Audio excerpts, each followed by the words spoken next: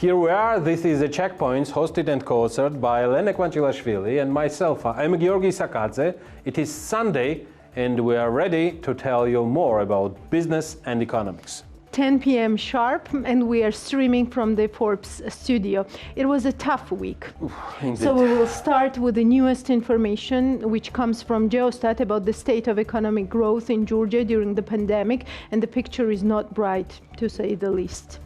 But I will let you decide on this, mentioning that estimated real gross domestic product declined by 11.5% in January 2021 year on year. Construction, transportation and storage, manufacturing, accommodation and food service activities, arts, entertainment and recreation, real estate activities, electricity, gas, steam and air conditioning supply, wholesale and retail trade, repair of motor vehicles and motorcycles, all these sectors shrank. Growth was registered in information and communication, financial and insurance activities. Economic growth also had a negative impact on exports, which fell by 16.2%. Overall, the turnover of VAT-paying enterprises in January was around 6 billion lari, which is 8.1% less compared to the previous year. The number of newly registered companies also decreased by 23% in January. Georgi, we have a very interesting infographic with very good music. It won't take long, and so let us see how the economy changed from 2003 to 2020, 6.1% annual decline in 2020 being the record high.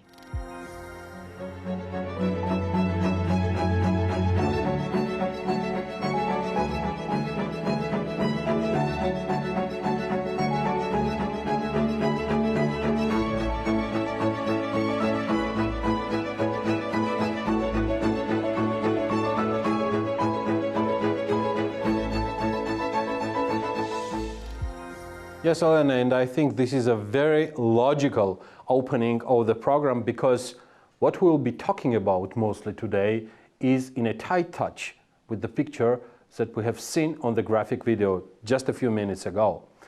Here is another video. The comments that followed the form of the arrest of the leader of the main opposition party, Nicomelia. And by the way, this is the main reason we have a renewed government and the new prime minister in this country today. Let's see the video on how the West reacted to Melia's arrest.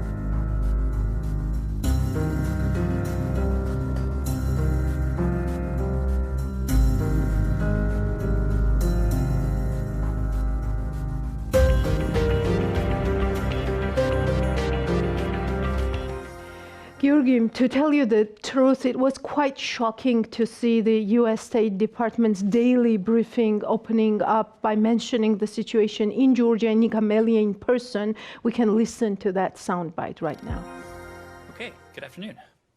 We'll start things off today with Georgia. The United States is deeply troubled by the arrest of opposition leader Nika Melia and other members of the opposition in Georgia. And then this brief was followed up with a question on what did the State Department mean about being troubled with the situation. And here is the answer that all of us got that day. Just on the Georgia thing before I get to my main question, just is there more to that that comment that you're just only that you're deeply troubled? Is there any? Well, we covered this a little bit last week, so let me recap essentially what we said then. We are deeply concerned by political developments in Georgia. We again call on all parties to exercise restraint and to avoid any actions or rhetoric that could escalate tensions or result in violence. We urge the Georgian government to act in line with its Euro-Atlantic aspirations and to reinforce its commitment to the principles of democracy, individual liberty, and the rule of law by ensuring that its judicial and prosecutorial systems are free of political bias. The United States supports a democratic, secure, and prosperous Georgia. We will continue to work with Georgia to promote the rule of law and accountable institutions. The U.S. Embassy also issued a special statement with, to me, the most alarming message. Today, Georgia has moved backward on its path toward becoming a stronger democracy in the Euro-Atlantic family of nations, the statement said.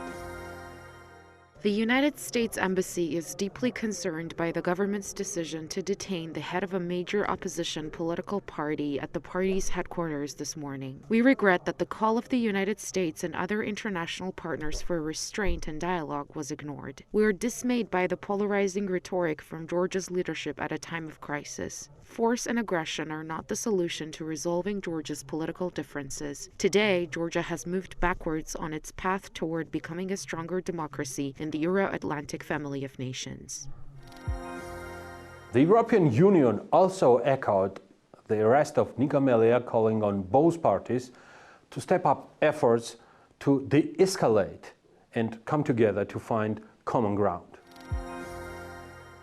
Starting with those in power, we expect the government to provide inclusive leadership, putting the interests of the Georgian people first. A fair, independent, and accountable judiciary is also paramount. The European Union will remain very attentive to developments in this regard. It is crucial that the opposition plays a constructive role, including by joining the parliament, to further consolidate democracy and the rule of law in Georgia, and to help shape the country's reform path.